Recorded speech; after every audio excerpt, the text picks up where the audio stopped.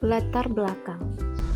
Adapun yang melatar belakangi dari penelitian ini yaitu prinsip mengenai laicite atau asas sekularilisme diatur dalam beberapa undang-undang, salah satunya adalah Undang-Undang tahun 1905. Kebijakan laicite atau sekularilisme terkait sekolah negeri diatur dalam Undang-Undang tanggal 9 Desember tahun 1905 tentang pemisahan gereja dan negara. Undang-undang ini diterapkan di Perancis pada tahun 1905 dan di bawah kepemimpinan Presiden Republik Emmanuel Macron.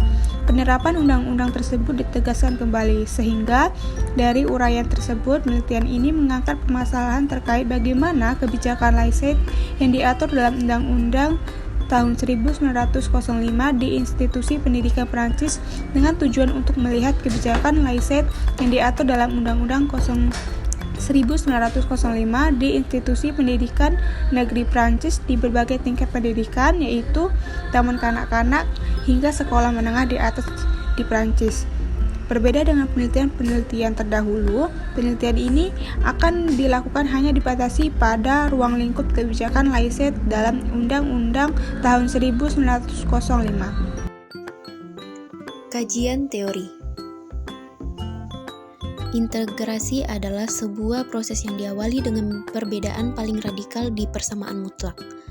Menurut Miranda, integrasi adalah proses yang keberhasilannya hanya bisa dilihat setelah pelaksanaannya.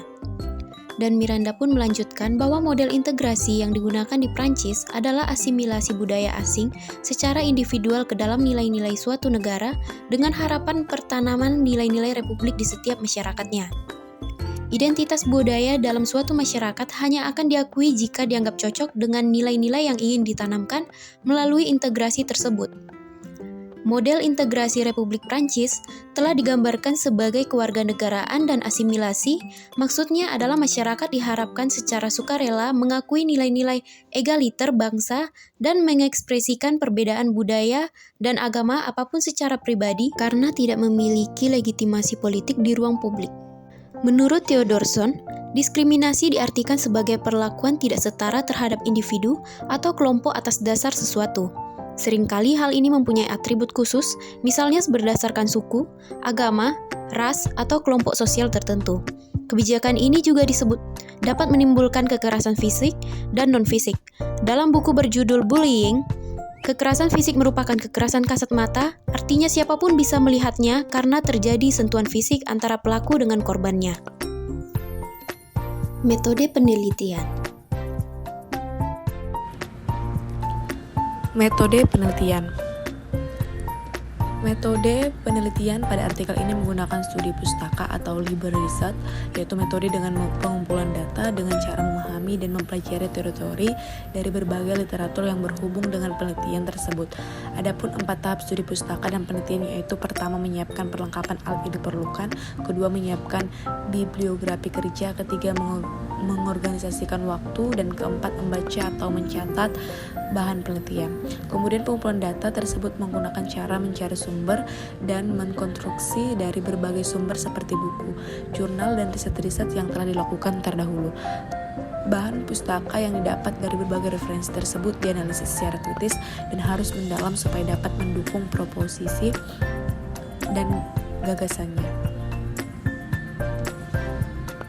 Hasil dan pembahasan. Kebijakan laicite Prancis didasarkan pada prinsip dan menekankan bahwa agama harus dipisahkan dari negara di lingkungan publik, termasuk institusi pendidikan negeri dan undang-undang yang sebagai memperkuat laicite ini pada tahun 1905. Adapun beberapa aspek penting dari kebijakan ini yaitu 1. Pemisahan agama dengan negara, yaitu laicite menghormati perbedaan antara sistem negara dengan agama, sehingga agama tidak mempengaruhi keputusan politik dan organisasi agama tertentu tidak mempengaruhi negara. 2. Kebebasan beragama. Republik Prancis melindungi semua orang, termasuk kebebasan untuk beragama. 3. Pelakuatan dan penuh. Prancis menganggap ritual kurban sebagai bagian dari kebebasan beribadah. Pemerintah tidak mengatur puasa, salat 5 waktu setiap hari atau sunat. 4. peraturan ketenaga kerja keagamaan seperti Idul Fitri, tetapi hanya boleh diberikan jika pekerjaan atau kepentingan bisnis tidak terganggu. Namun, kebijakan laicite di Prancis telah menimbulkan konsekuensi negatif seperti diskriminasi, kekerasan fisik dan verbal, serta kurangnya toleransi terhadap Muslim di institusi pendidikan nasional. Beberapa kebijakan kontroversial yang dibuat pemerintah Prancis untuk menerangkan prinsip laicite termasuk pelarangan penggunaan jilbab, cadar atau nikah pada tahun 2004 dan larangan anak perempuan Muslim mengenakan abaya di sekolah-sekolah negeri.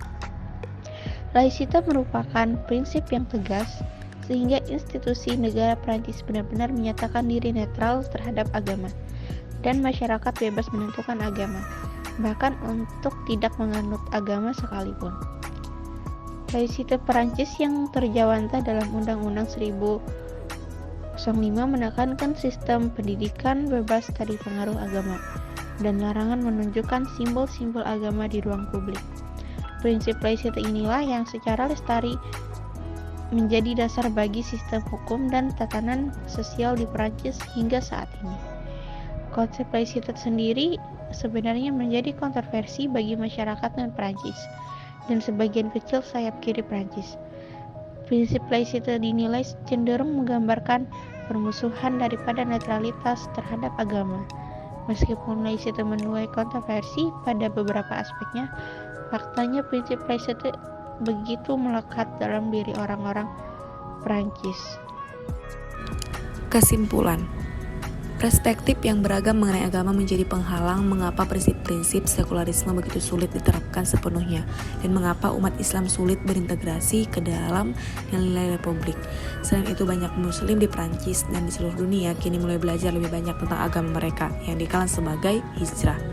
Oleh karena itu, mirip dengan umat Islam zaman dahulu apabila ketika undang-undang ini diundangkan pada tahun ketika banyak umat Islam yang masih belum memanfaatkan sifat-sifat agamanya dan mengamalkan agamanya dengan saleh. Alasan lainnya adalah jangka waktu yang panjang antara tahun disahkannya undang-undang ini hingga tahun 2017 ketika Presiden Macron mulai menjabat, yang juga mencerminkan meningkatnya ketaatan beragama komunitas Muslim Prancis. Oleh karena itu, dapat dikatakan bahwa Undang-Undang Laicite tahun 1905 yang ditegaskan kembali oleh Macron pada tahun tidak lagi sesuai dengan situasi aktual umat Islam di Prancis pasca perang, yang pada tahun telah menerima banyak imigran dari negara-negara Maghreb.